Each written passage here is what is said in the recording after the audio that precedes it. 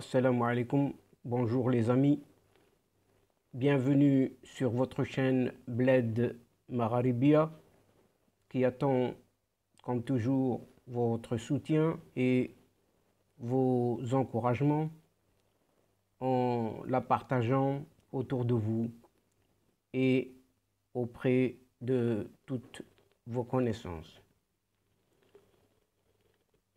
Un tout grand merci pour votre aide. Merci aussi de nous recevoir chez vous en nous acceptant parmi vous. Et merci également pour votre confiance.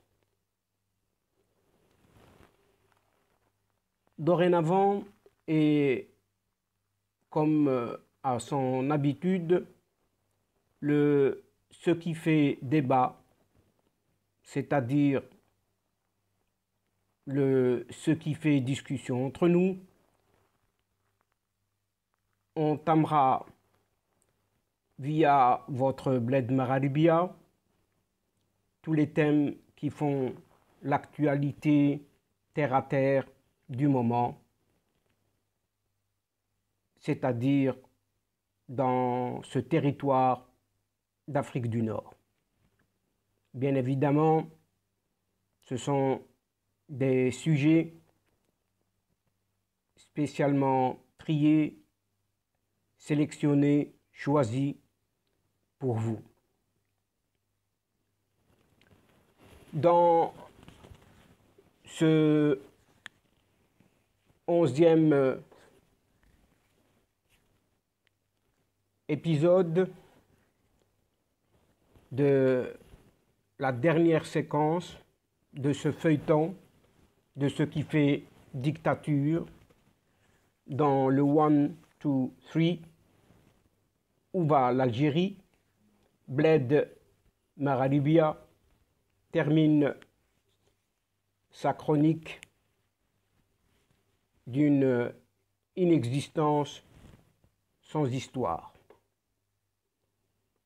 Aujourd'hui, à l'exemple des séquences précédentes, Bled Magharibia tente de résumer le contenu des vidéos publiées et ayant fait écho à cette interrogation: où va l'Algérie? Donc des séquences entamées à travers un thème qui est donc la chronique d'une existence ou inexistence sans histoire.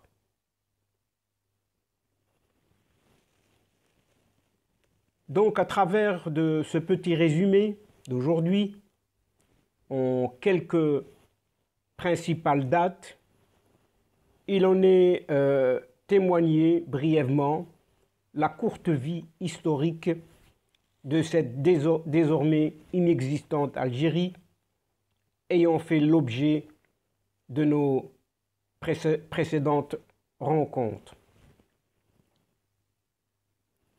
Cette Algérie, dans l'état de santé, s'est toujours caractérisée par des interactions très complexes entre plusieurs facteurs d'ordre socio-économique. En interdépendance avec l'environnement universel, à cause et surtout par le comportement de ses propres dirigeants depuis l'indépendance en 1962 à nos jours. Ces facteurs sont désignés comme les principaux déterminants dégradant la santé du pays. Aujourd'hui, cette santé est très convalescente. Tous ces facteurs n'agissent bien évidemment pas isolément.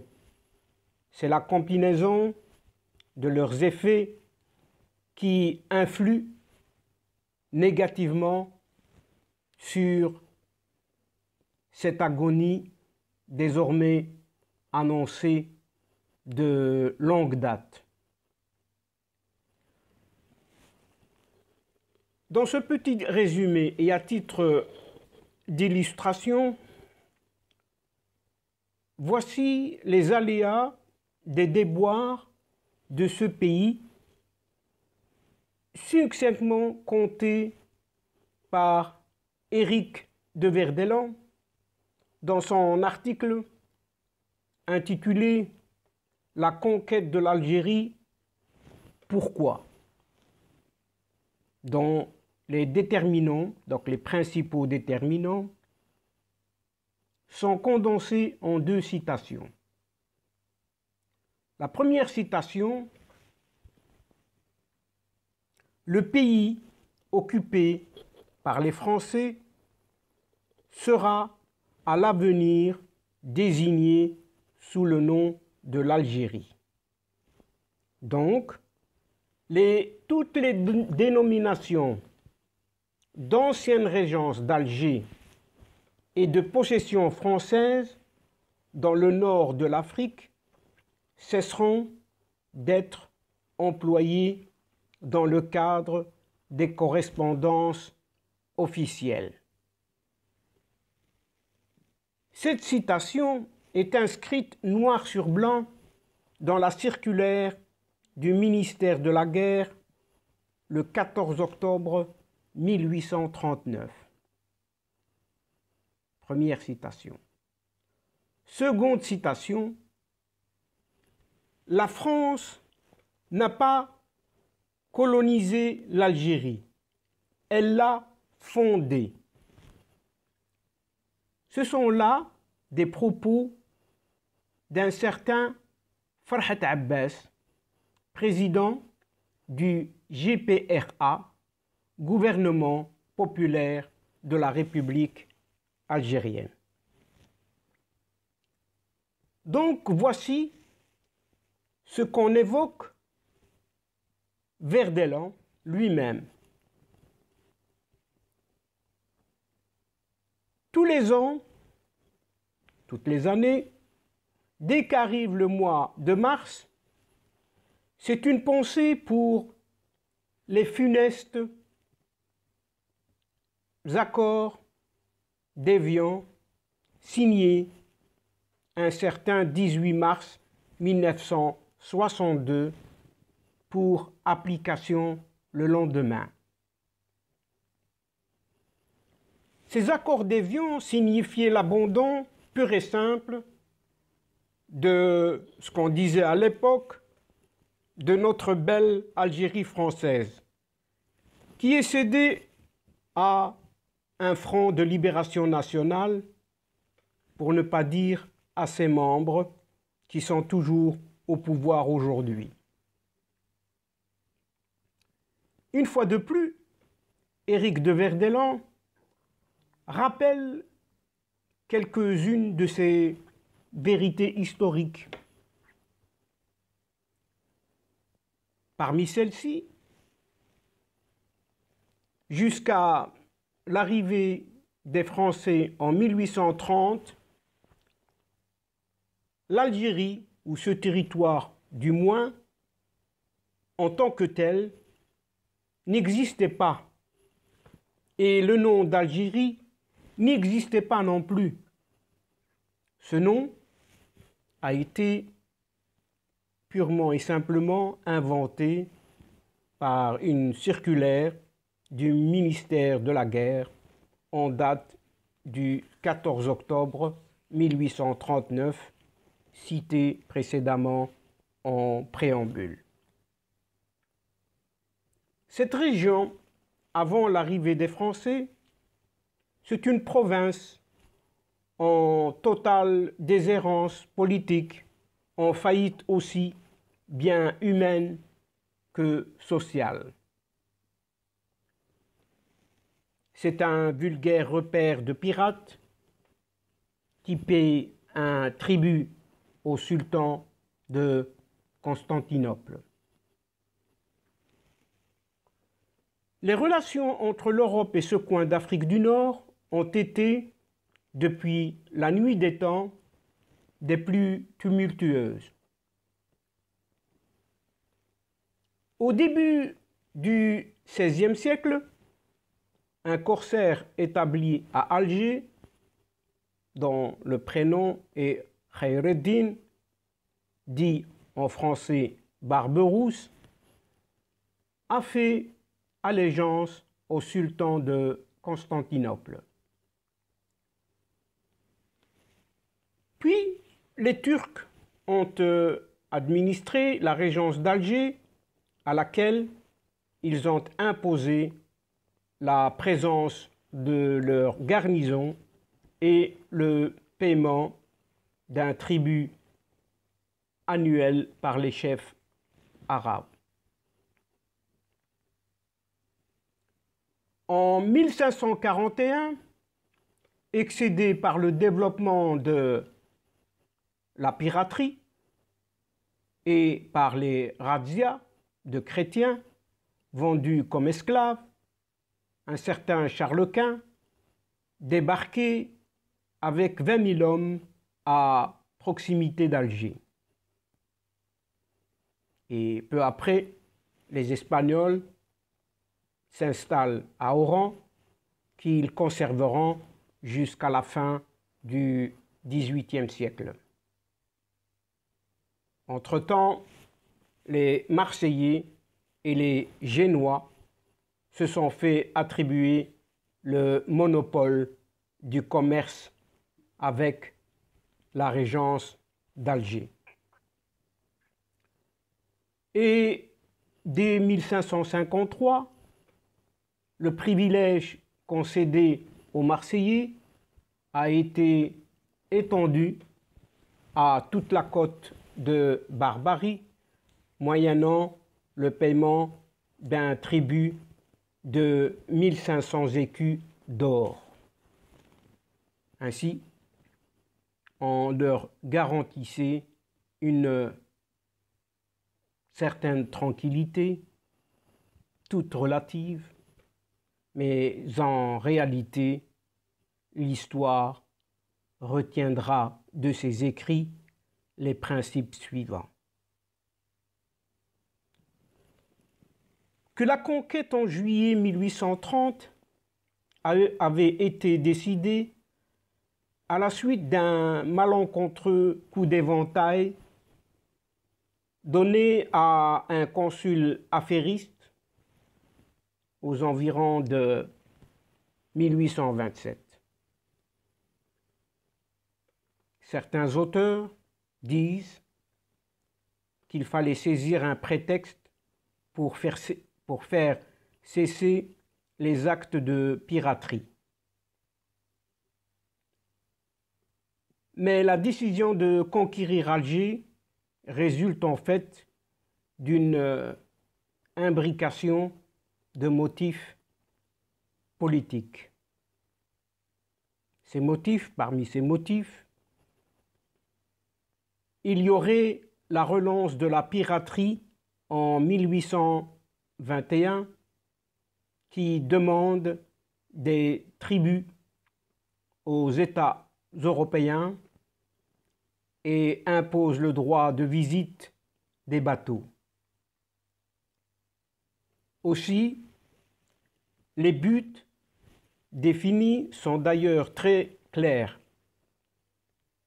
Destruction de l'esclavage, destruction de la piraterie et des tribus, sécurité de navigation, rendre le rivage de cette mer à la production, rendre le rivage de cette mer à la civilisation, rendre le rivage de cette mer au commerce et rendre le rivage de cette mer à la libre fréquentation de toutes les nations. ce qui était considéré pour l'époque comme on ne peut plus normal et parfaitement louable pour une telle région. Si l'Algérie est devenue ainsi un pays prospère, du moins jusqu'à son indépendance, elle le doit à la France. Ici, quant au FLN, Front de Libération Nationale, il est rappelé à ses membres, une fois de plus, qu'ils ont bien trompé leur peuple. Depuis 1962 à aujourd'hui. Et à tous ceux qui sont nés bien après cette décolonisation, donc qui sont nés après 1962, la moindre des choses serait que, sur des sujets de cette nature, d'en entamer des recherches plus fouillées encore, à des fins de véracité, à des fins d'authenticité, pour le moins respectueuses envers les martyrs sacrifiés au nom de cette terre. En arborant ces sujets que l'on n'a pas étudiés ou que l'on a vaguement entendu parler des accords d'Évian, dans ce cas, ne chercherait-on pas à en comprendre davantage encore? D'aucuns diraient que même Charles de Gaulle, lui aussi, disait avoir compris tous les habitants de cette Algérie-là, discours prononcé en 1958. Par contre, à tous ceux qui sont novices en cette matière et particulièrement en histoire et en géographie relative à cette région, et pour mieux la comprendre, il est permis modestement de leur conseiller en toute humilité la lecture de mon ouvrage intitulé « Destin ou festin nord-africain » imprimé par le livre en papier, édition 2020, et annoncé sur la chaîne, votre chaîne Bled Magharibia.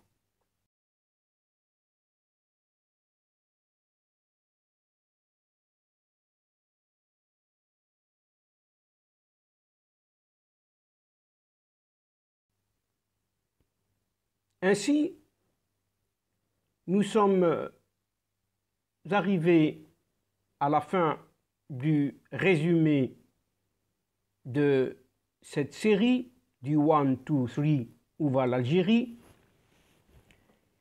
et au plaisir de nous retrouver pour une autre forme de débat correspondant à ce qui se passe actuellement, concrètement, sur cette partie du monde qu'est notre Maghreb. Pour ma part, je vous remercie pour votre attention, pour votre confiance et pour votre fidélité. Aussi, je vous prie de ne pas oublier d'aider votre chaîne Bled Magharibia en vous y abonnant massivement ou encore en cliquant sur la petite main au pouce levé et d'actionner la clochette pour recevoir la suite des séquences vidéo. Je vous dis au revoir les amis. Al-Asdiqa, assalamu alaikum wa rahmatullahi ta'ala wa barakatuh. À la prochaine fois et à bientôt. إلى اللقاء في حصة أخرى إن شاء الله. À bientôt. مع السلامة.